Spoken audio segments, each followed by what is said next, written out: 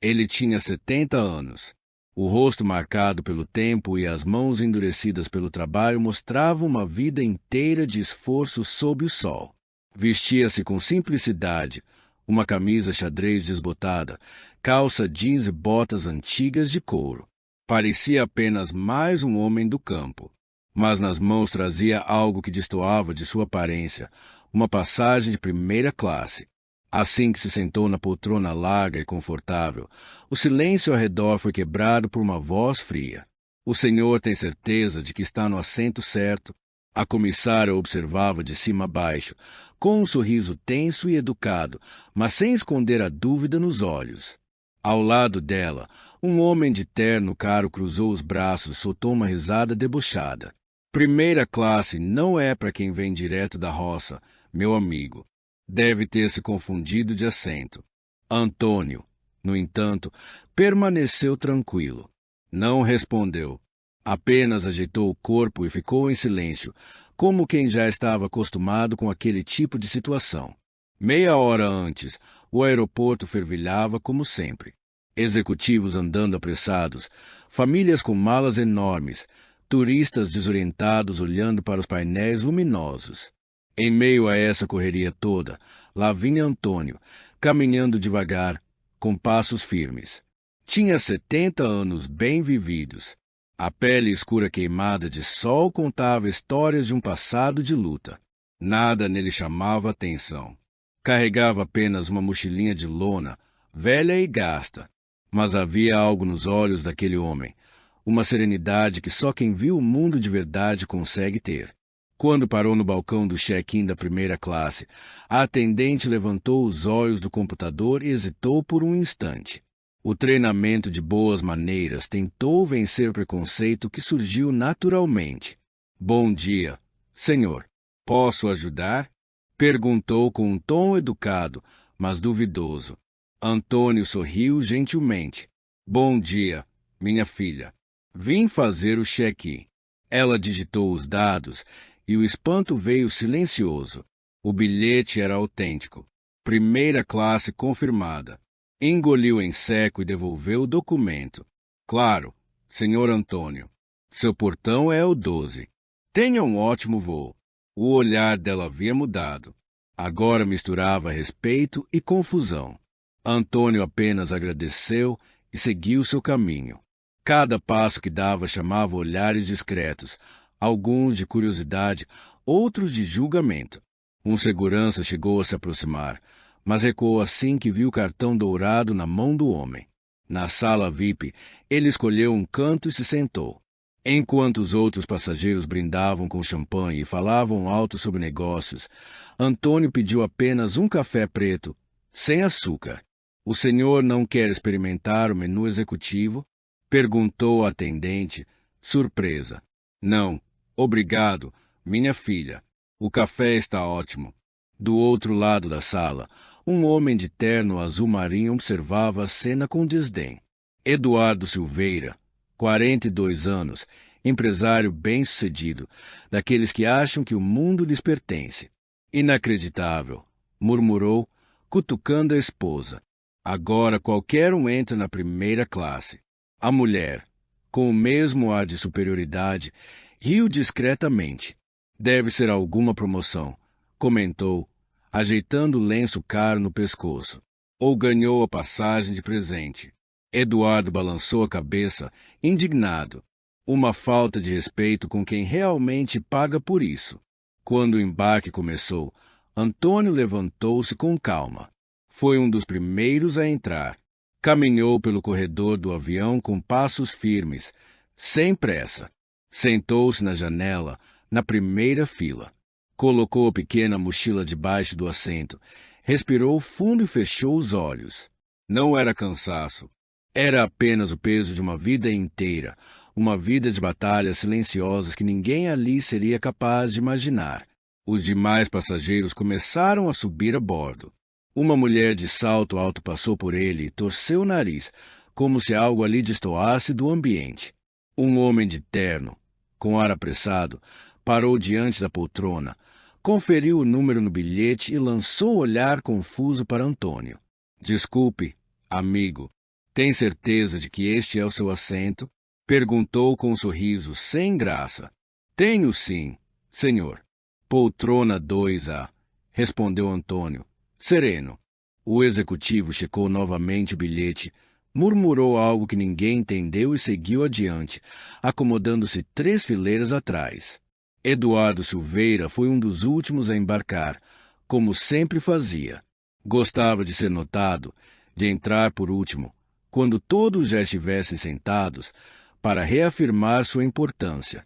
Seu assento era o 2C, corredor, na mesma fileira de Antônio. Ao perceber quem seria seu vizinho de viagem, o semblante dele se transformou num misto de repulsa e incredulidade. Parou no corredor, bloqueando a passagem dos outros passageiros. Você só pode estar brincando, murmurou alto bastante para o outro ouvir.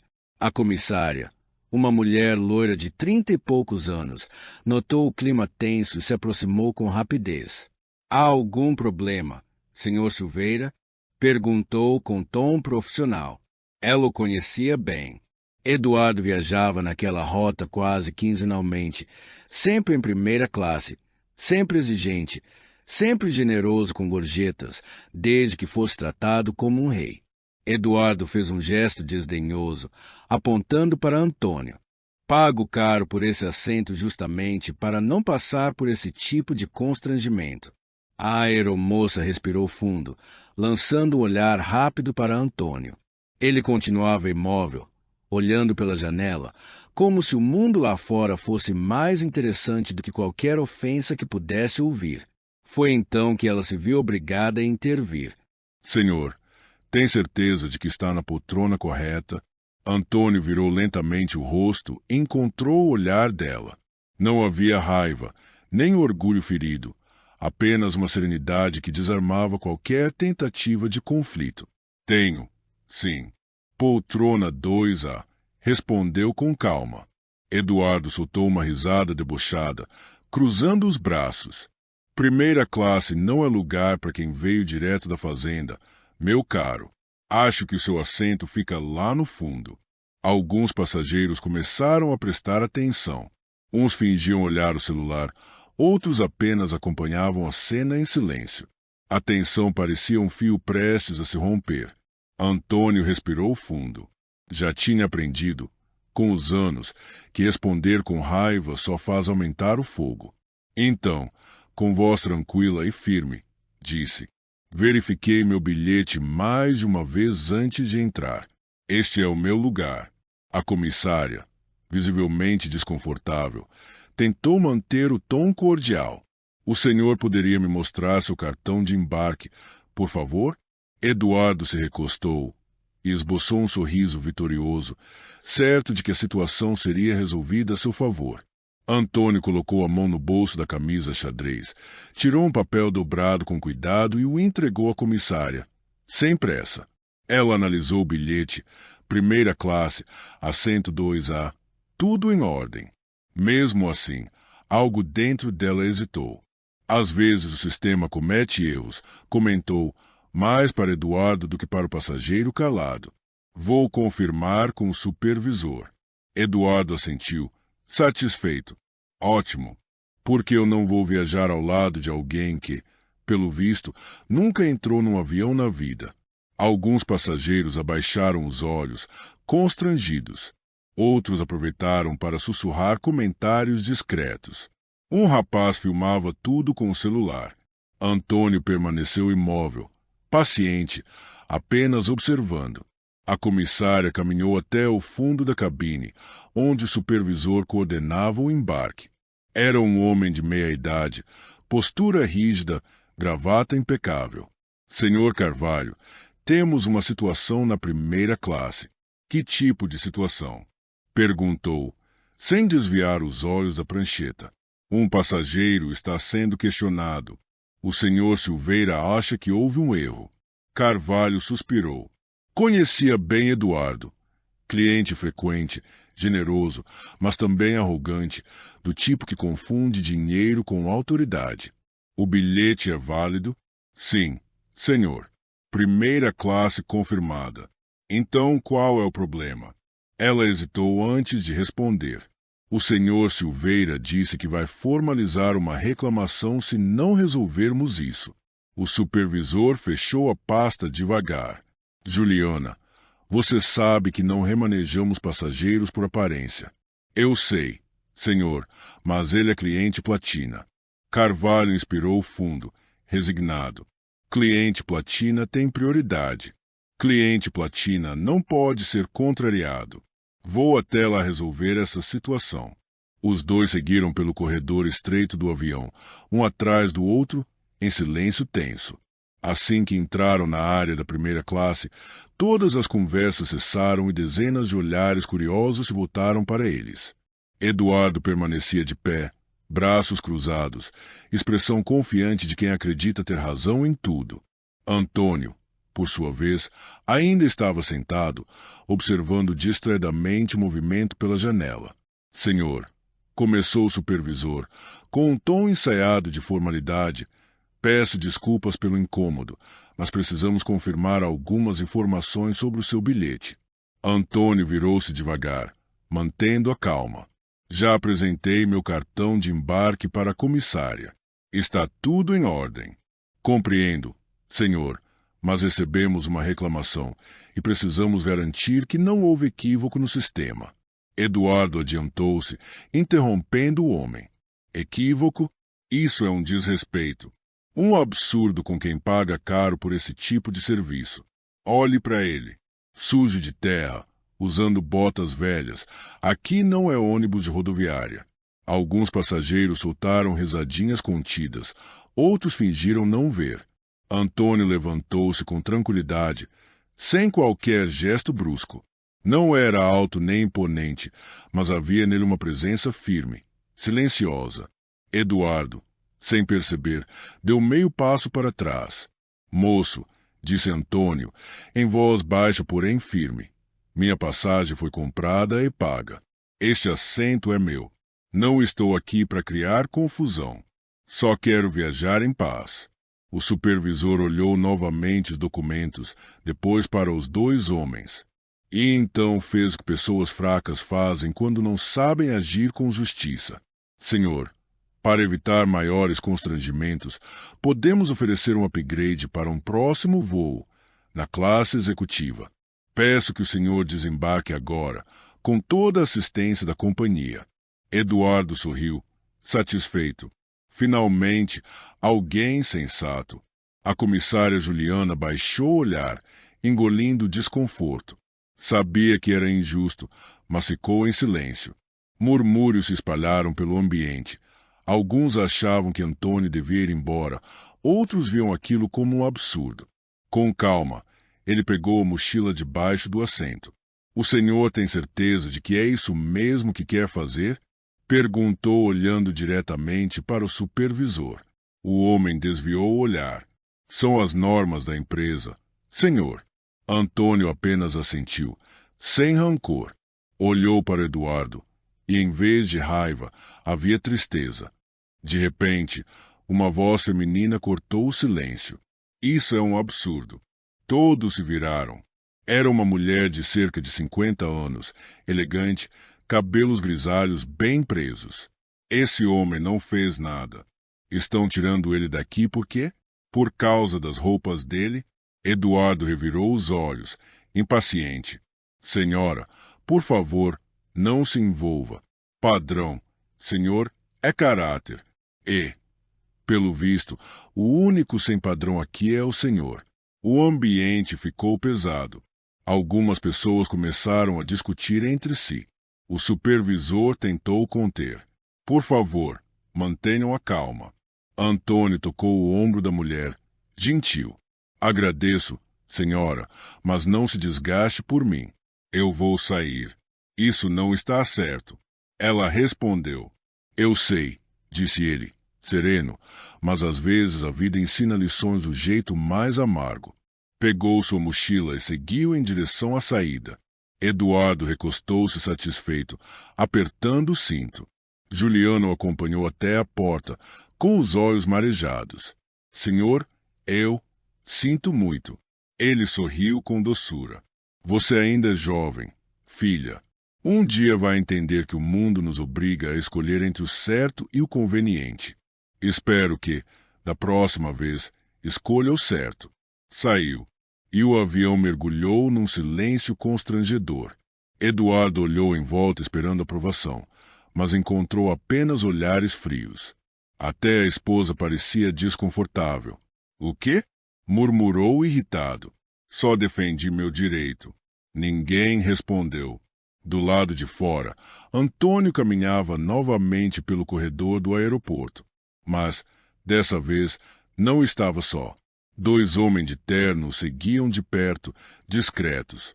Um deles se aproximou e falou em voz baixa.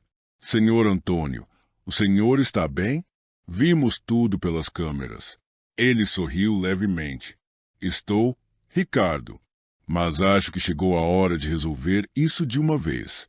Enquanto isso, dentro do avião, o clima seguia tenso.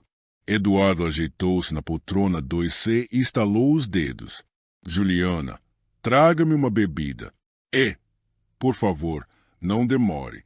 Ela forçou um sorriso e se afastou. Suas mãos tremiam. A imagem de Antônio saindo do avião não saía da sua mente. Aquele olhar não era de raiva, era de decepção. A mulher que havia defendido Antônio encarava Eduardo com desprezo. "Espero que o senhor consiga dormir bem depois disso." Eduardo nem olhou. "Durmo perfeitamente bem, obrigado." Entre lençóis de seda egípcia, o desconforto era evidente. A esposa de Eduardo pousou a mão em seu braço, tentando acalmá-lo.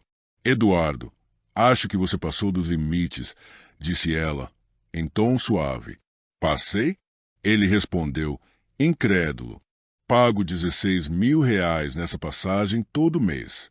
Tenho o direito de exigir o mínimo de qualidade." Antes que ela pudesse retrucar, a voz do piloto soou no alto-falante. "Atenção, senhores passageiros, iniciaremos o puxaque em instantes. Certifiquem-se de que os cintos estejam afivelados." O avião começou a se mover lentamente. Eduardo respirou fundo, deu um gole no uísque e recostou-se satisfeito, como se tivesse recuperado o controle da situação. Mal sabia ele que, do lado de fora, algo bem maior estava prestes a acontecer. No terminal, em uma sala reservada decorada com elegância, sofás de couro, café fresco e uma grande televisão, estava Antônio. À sua frente, Ricardo, seu assessor de confiança, mantinha o semblante tenso. "Senhor Antônio", começou ele, "quer que eu resolva isso agora? Posso mandar o avião voltar ao portão em 5 minutos." Antônio ergueu a mão, pedindo calma. "Não, Ricardo, deixe decolar. Quero ver até onde essa história vai." Ricardo hesitou. "Mas, senhor, o que fizeram foi uma falta de respeito absurda." Antônio apoiou-se no encosto do sofá e soltou um suspiro profundo. Seu olhar se perdeu no tempo, lembrando dos dias em que, aos 20 anos, trabalhava sob o sol escaldante e ninguém acreditava que ele iria longe. "Você sabe de onde eu vim, não sabe?" Ricardo perguntou, com um meio sorriso. "Sei sim, senhor. O senhor me contou no dia em que me contratou. Então sabe que eu já enfrentei coisa muito pior. Já fui expulso de lugares por ser pobre, por ser negro, por ter mãos calejadas. Mas nunca deixei que isso me definisse." Ricardo se sentou ao lado dele, preocupado. "E agora, o que o senhor pretende fazer?" Antônio sorriu, um sorriso discreto, mas carregado de propósito. "Ensinar uma lição. Não de vingança, mas de humildade." Ele tirou do bolso um celular simples, com a tela rachada, e discou um número de memória. "Alô, Cláudio. Aqui é o Antônio." Do outro lado, a voz respondeu animada. "Senhor Antônio, diga." "O voo 1047, que acabou de sair para São Paulo. Se por acaso houver necessidade de pouso alternativo, prepare o aeroporto para recebê-los." "Entendido. Mas o senhor acha que vai precisar?" "Apenas um pressentimento. Se isso acontecer, quero que você me espere na pista, pessoalmente." "Será uma honra." Senhor. Antônio encerrou a ligação e olhou para Ricardo. Agora é só esperar. 35.000 pés de altura costumam revelar muito sobre as pessoas. Enquanto isso, o voo 1047 seguia tranquilo pelo céu noturno. Eduardo já saboreava seu terceiro copo de uísque. Sua esposa dormia ao lado e a passageira que havia defendido Antônio lia um livro, ainda visivelmente aborrecida. Juliana, a comissária, passava pelo corredor oferecendo amenidades, mas seus pensamentos estavam longe dali. Lembrava-se de Antônio e das vezes em que ela mesma julgara alguém pela aparência. De repente, uma luz vermelha piscou no painel da cabine. Capitão, disse o copiloto, franzindo o senho, alerta no sistema hidráulico secundário. O comandante, um veterano com mais de 20.000 horas de voo, analisou os instrumentos com calma. Confirma a leitura. Confirmado. Pressão caindo devagar no circuito B. Ainda não é crítico, mas o protocolo pede pouso preventivo. Certo, respondeu o capitão. Segurança em primeiro lugar. Qual o aeroporto mais próximo? Regional Vale Verde. 20 minutos daqui. Então é para lá que vamos. Peça autorização para pouso de emergência. Minutos depois, a voz do comandante ecoou pelos alto-falantes. Senhoras e senhores, aqui é o comandante Albuquerque. Por precaução, faremos um pouso não programado no aeroporto Regional Vale Verde. Não há motivo para preocupação. Mantenham-se sentados e com os cintos afivelados. Um murmúrio percorreu a cabine.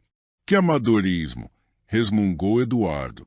Isso nunca aconteceria na minha companhia preferida. O que foi? Estamos caindo? Perguntou a esposa, assustada. Não seja ridícula, respondeu ele, tentando disfarçar o nervosismo. É só um problema técnico. As luzes do pequeno aeroporto logo surgiram no horizonte. A aeronave tocou a pista suavemente e começou a taxiar.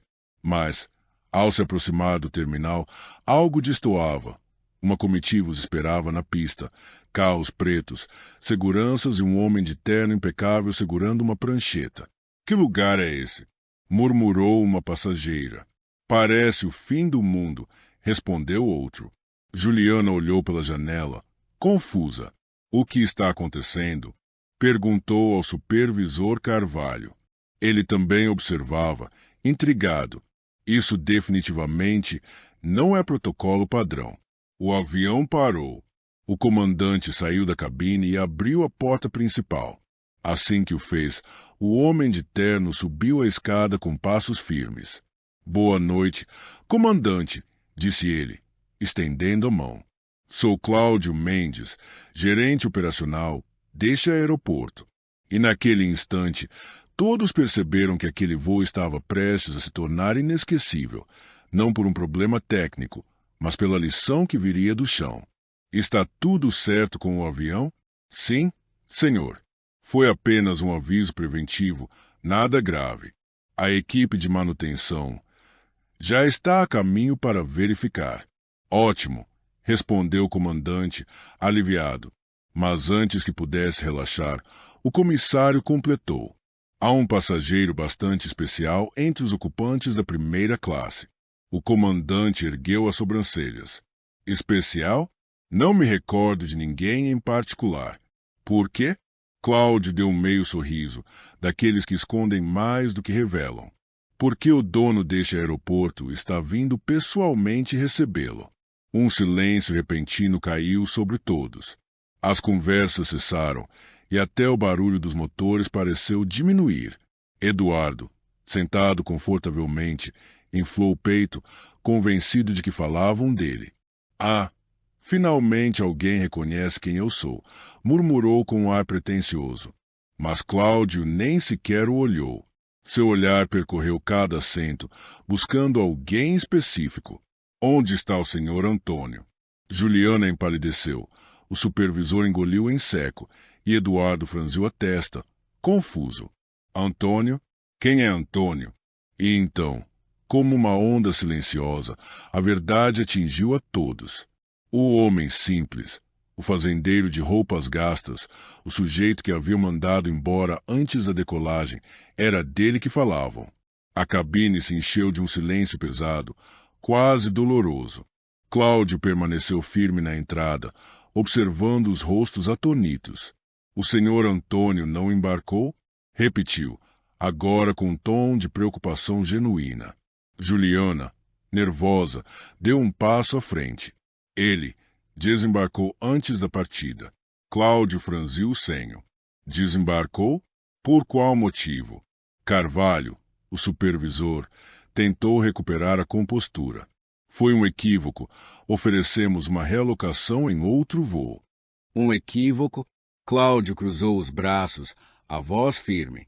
Que tipo de mal-entendido faz vocês retirarem o dono deste aeroporto de um avião da própria empresa? A frase caiu como uma bomba. Eduardo se endireitou no assento, sem acreditar. O dono do aeroporto repetiu, incrédulo. Sua esposa o fitava com os olhos arregalados, enquanto murmúrios percorriam a cabine. Uma passageira que antes havia defendido o fazendeiro soltou uma risada sarcástica. Eu sabia. Tinha algo errado naquela história. Cláudio tirou o celular do bolso e fez uma ligação. Senhor Antônio, boa tarde. Sim, pousamos, mas me informaram que o senhor não está a bordo. O que houve? Ouviu em silêncio, o semblante ficando cada vez mais sério. Entendo, senhor. Deixe comigo. Cuidarei de tudo. Desligou e olhou diretamente para o comandante. O senhor Antônio Silva é proprietário deste aeroporto, de outros 4 regionais, de uma frota de aviões executivos de mais de 200 mil hectares de terra produtiva. É um dos maiores empresários do agronegócio brasileiro. O comandante empalideceu. Eduardo sentiu o chão sumir sob seus pés. Aquele homem simples, de botas sujas e fala calma, um bilionário. Cláudio voltou-se para Juliana e Carvalho. Então, me expliquem, por favor, o motivo de terem tirado ele do voo. Ninguém respondeu. O silêncio dizia tudo. Não havia explicação possível, apenas preconceito. Eduardo tentou disfarçar o desconforto. Deve ter havido algum engano. Aquele homem estava vestido como um trabalhador rural. E é exatamente isso que ele é, retrucou Cláudio com firmeza. Um homem que começou do nada, que suou, plantou, colheu e construiu um império com as próprias mãos. E ainda assim, continua sendo humilde. Ele fez uma pausa e completou. O senhor Antônio poderia comprar este avião inteiro 3 vezes, apenas com o saldo da conta corrente. A esposa de Eduardo escondeu o rosto, envergonhada. Outros passageiros o observavam com desprezo. Um homem, que havia gravado toda a confusão, sorria satisfeito. Aquilo certamente viralizaria nas redes sociais. Juliana estava prestes a chorar. Eu não sabia. Ele não disse quem era. E precisava dizer? Respondeu Cláudio, a voz cortante. Ele tinha um bilhete pago. Isso deveria bastar. Carvalho tentou se justificar. Tivemos um passageiro de status platina reclamando da presença dele. Cláudio soltou uma risada amarga. O senhor Antônio poderia comprar a companhia aérea inteira e transformá-la num museu, se quisesse. Ele tem 3 jatos particulares. Um deles está aqui mesmo, neste aeroporto, neste exato momento. Eduardo sentiu as pernas fraquejarem. Olhou ao redor, buscando apoio, mas só encontrou olhares de censura, o mesmo julgamento que ele havia lançado sobre o fazendeiro. Do lado de fora, o som de motores ecoou na pista. Um comboio se aproximava, um SUV preto, seguido por um Mercedes e outros veículos de apoio. Os carros pararam junto ao avião. A porta do SUV se abriu, e de lá desceu Antônio, agora com outra postura, acompanhado de assessores de terno e de seu braço direito, Ricardo. Todos o tratavam com respeito e deferência. Cláudio sorriu e desceu as escadas para recebê-lo. O ar ao redor parecia carregar o peso da lição que todos jamais esqueceriam.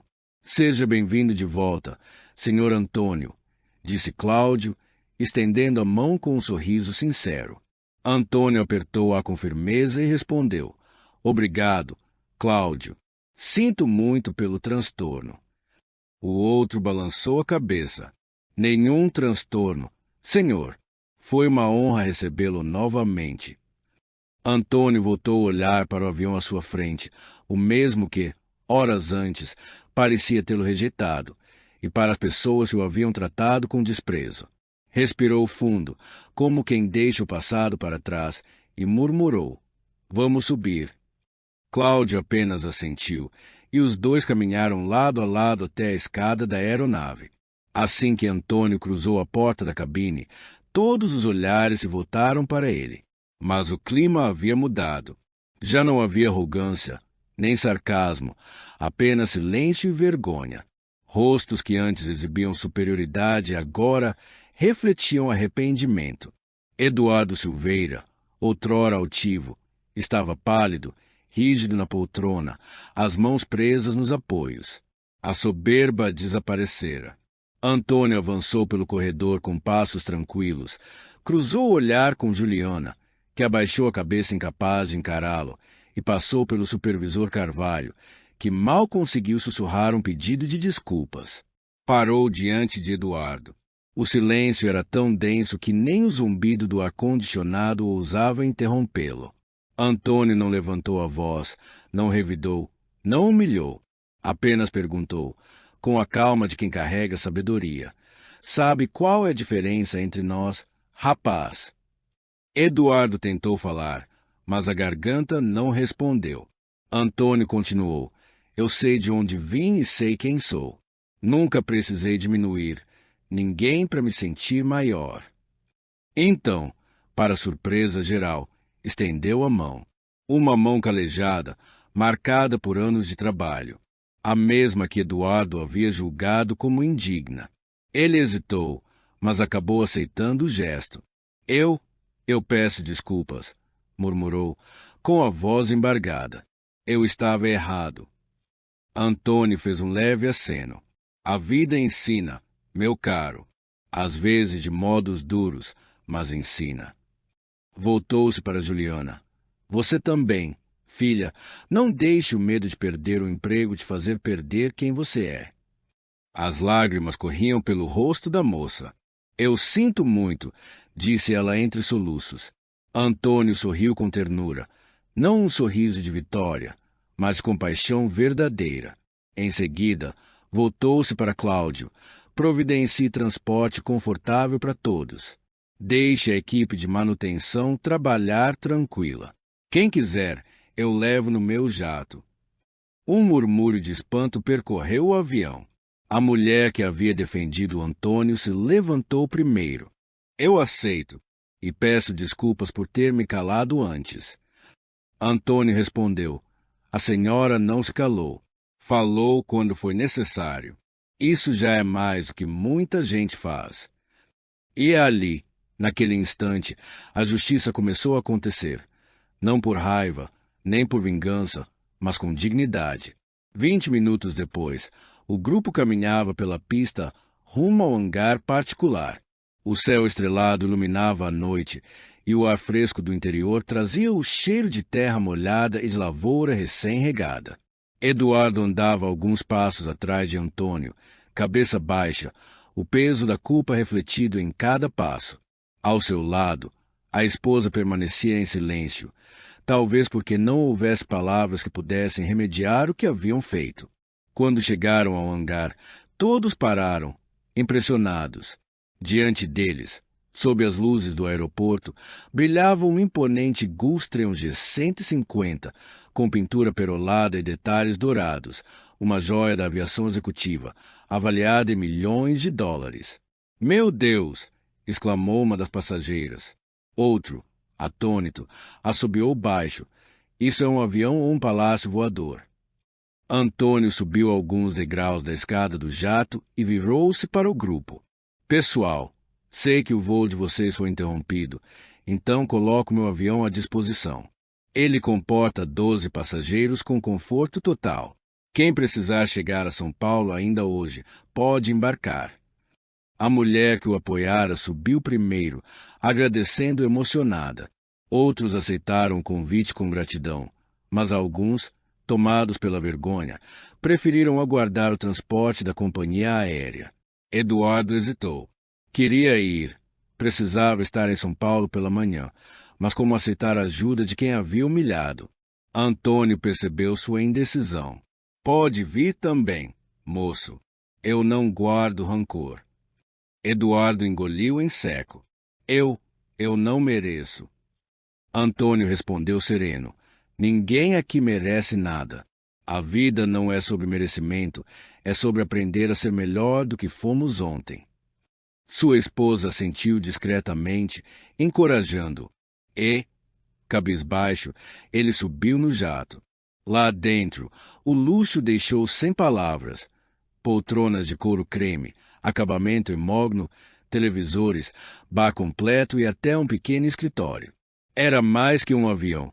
Era um lembrete silencioso de que o verdadeiro valor das pessoas não se mede por aparência ou status, mas por caráter. Não era apenas um avião.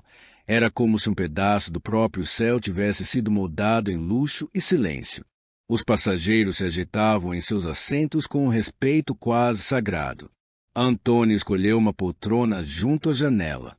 Eduardo, movido por um impulso que nem ele soube explicar, sentou-se bem à sua frente.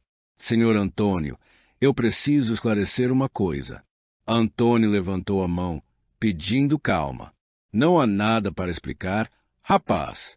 Eu sei como essas coisas funcionam. A gente olha, mede, julga, decide quem vale e quem não vale. Já fui assim também. Eduardo ficou atônito. Mas o senhor parece tão diferente, tão humano. Antônio sorriu de leve. Nem sempre fui. Quando comecei a ganhar dinheiro, uns 30 anos atrás, fiquei arrogante. Achava que sucesso me fazia melhor do que os outros. Ele parou por um instante, o olhar perdido em lembranças antigas. Até que um dia voltei à fazenda onde nasci, lá no interior da Bahia. Um pedaço pequeno de terra. Fui com a intenção de comprá-la. Queria ampliar meus negócios. O dono ainda estava lá. Um homem velho, uns 80 anos, pele escura como a minha, corpo curvado pelo tempo. Eduardo ouvia, completamente absorvido. Ofereci a ele metade do preço justo. Achei que não teria escolha. Mas ele recusou. Disse que aquela terra guardava história, suor, memória. E me perguntou, moço, você ainda lembra de onde veio? Antônio respirou fundo. O sorriso em seu rosto se tornou amargo. Aquela pergunta me desmontou, porque percebi que eu tinha esquecido. Esquecido que já fui aquele homem simples, que já trabalhei até o corpo doer, que já fui invisível para os poderosos. E o que o senhor fez? Perguntou Eduardo, quase sussurrando. Paguei o dobro do valor e pedi desculpas. Ele aceitou o dinheiro, mas disse que a verdadeira desculpa eu devia dar a mim mesmo, porque eu havia traído quem eu era. O jato começou a rolar pela pista. A decolagem foi suave, quase imperceptível. Eduardo olhou para o nada. Eu não sei se consigo mudar. Fui criado desse jeito. Meu pai, meu avô, todos me ensinaram que o dinheiro é o que dá valor às pessoas. Antônio respondeu sem hesitar. Dinheiro não define ninguém. Rapaz, só revela o que já existe dentro da gente. Se você é bom, ele amplia isso. Se é mau, ele multiplica também. Inclinando-se um pouco, completou. O erro de gente como nós é esquecer que sorte e circunstância existem. Eu nasci pobre, sim, mas com saúde, força e uma mãe que acreditou em mim. Há quem não tenha nada disso e a gente julga como se tivesse vencido sozinho. Eduardo sentiu um nó subir pela garganta.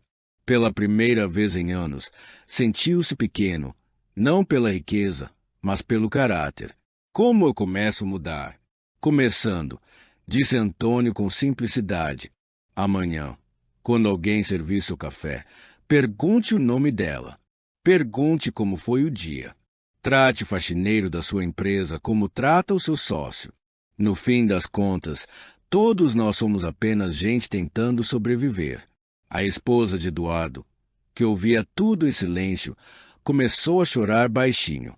Não era tristeza, era vergonha, reconhecimento e vontade de ser melhor. Uma aeromoça, jovem e sorridente, passou oferecendo bebidas. Alguém aceita algo? Eduardo olhou para ela, realmente olhou, e enxergou uma pessoa.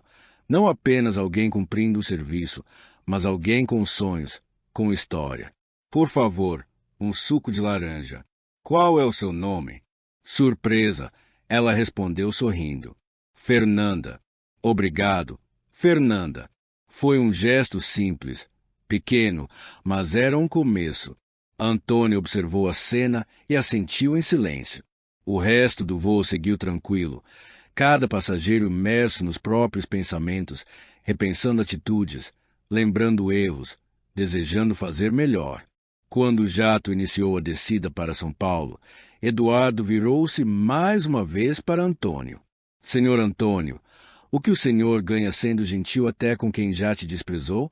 Antônio olhou pela janela, onde as luzes da cidade pareciam estrelas pousadas na terra. Eu ganho paz, rapaz. E isso vale mais do que qualquer fortuna. O pouso em Congonhas foi suave.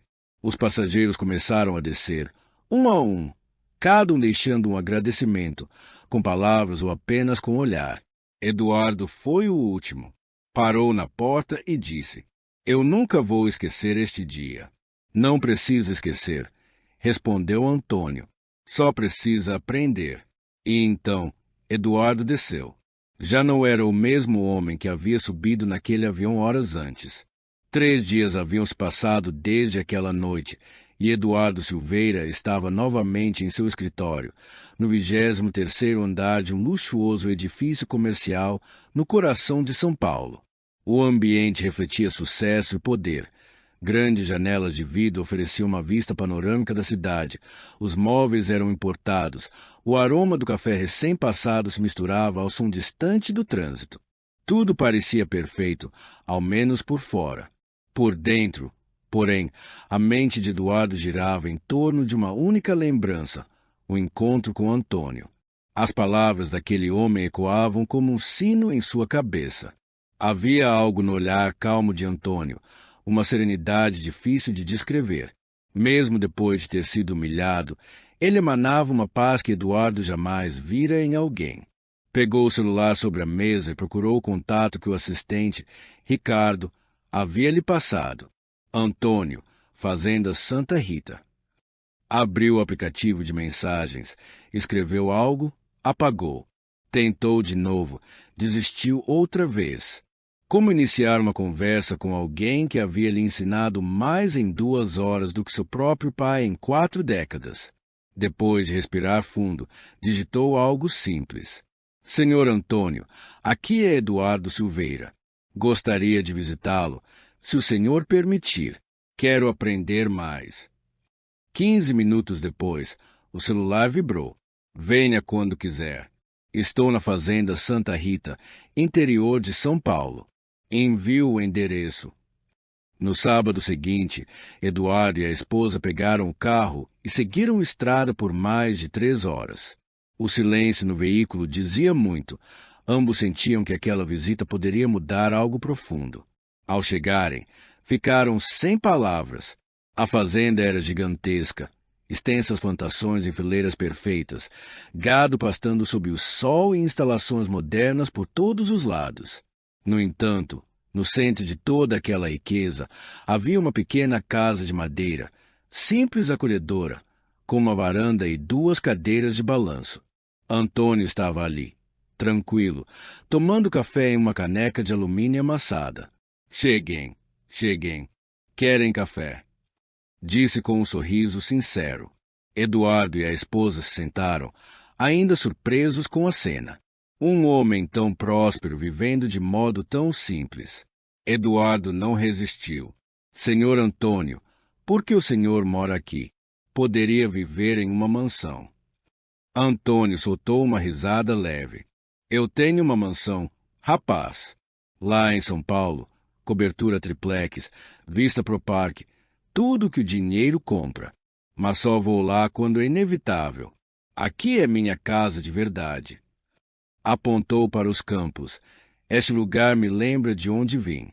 Me mantém com os pés no chão, literalmente. Logo, uma mulher de cerca de 60 anos saiu da casa com uma bandeja de pão de queijo fumegante. Dona Maria, a melhor cozinheira do Brasil. Anunciou Antônio com orgulho. Ela sorriu e respondeu, dando-lhe um leve tapinha na cabeça. Pare com isso, Toninho. Vai espantar as visitas. Bom dia. Sejam bem-vindos. A esposa de Eduardo perguntou, curiosa, Dona Maria trabalha aqui há muito tempo. Antônio franziu a testa, como quem não entende a pergunta. Trabalhar? Dona Maria não trabalha aqui. Ela é da família. Foi quem me criou quando perdi minha mãe. Eu tinha só 12 anos. Dona Maria riu, emocionada. Esse menino me deu mais trabalho do que meus 5 filhos juntos. E ainda dou. Respondeu ele, gargalhando. Ontem mesmo ela me pegou roubando doce antes do almoço. A cena era tão genuína, tão humana, que Eduardo sentiu um aperto no peito. Quando havia sido a última vez que tratara alguém como família, e não como empregado? Percebendo o olhar distante de Eduardo, Antônio chamou. Venha, quero te mostrar uma coisa. Caminharam pela fazenda. Os trabalhadores cumprimentavam Antônio com carinho. Bom dia, seu Tunico. Tudo bem, Antoninho. Ele respondia a todos pelo nome, perguntava pelos filhos, pelas mães, pelas colheitas. Pararam diante de uma pequena capela de madeira. Simples, mas bela. Aqui foi onde tudo começou, disse Antônio, abrindo a porta. Dentro, as paredes estavam cobertas de fotografias antigas. Um Antônio jovem, magro, com as mãos sujas de terra. Outro, comprando o primeiro trator. Mais adiante, um homem já de cabelos grisalhos, inaugurando o primeiro armazém. Esta capela foi a primeira coisa que construí aqui, não por religião, mas por gratidão. Eduardo observava as fotos com admiração. Quanto tempo levou para o senhor construir tudo isso? 45 anos, respondeu. Comecei com 3 alqueires arrendados. Trabalhava 14 horas por dia, dormia 4, comia quando dava. Apontou uma foto, um jovem suado, sorrindo com uma enxada na mão. Esse era eu no dia em que consegui comprar meu primeiro pedaço de terra. Chorei feito criança. A esposa de Eduardo perguntou, e nunca pensou em desistir. Todos os dias, minha filha, todo santo dia.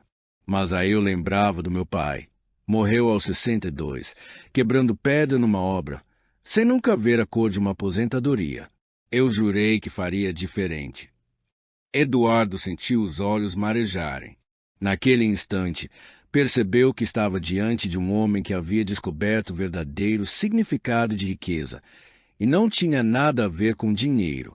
Senhor Antônio, quanto tempo eu perdi sendo duro, mesquinho, amargo, desperdiçando dias sendo alguém que eu nem gostava. Antônio pousou a mão em seu ombro e respondeu com calma. Você não desperdiçou. Rapaz, você viveu. E agora entende o que não deve repetir. Mas eu não sei ensinar nada, murmurou Eduardo. Sabe, sim, às vezes o maior ensinamento é mostrar o que não se deve fazer. Voltaram juntos para a varanda. Dona Maria apareceu trazendo o almoço, arroz soltinho, feijão temperado, frango caipira dourado e salada fresca da horta. Simples, mas cheio de afeto. Eduardo comeu devagar, sem olhar o celular, sem pensar em relatórios ou prazos, apenas saboreando o momento. Fazia quanto tempo que não comia assim, com calma, sem correria. Senhor Antônio, disse ele, limpando a boca com o guardanapo, o senhor me salvou naquele voo. Eu? Salvar?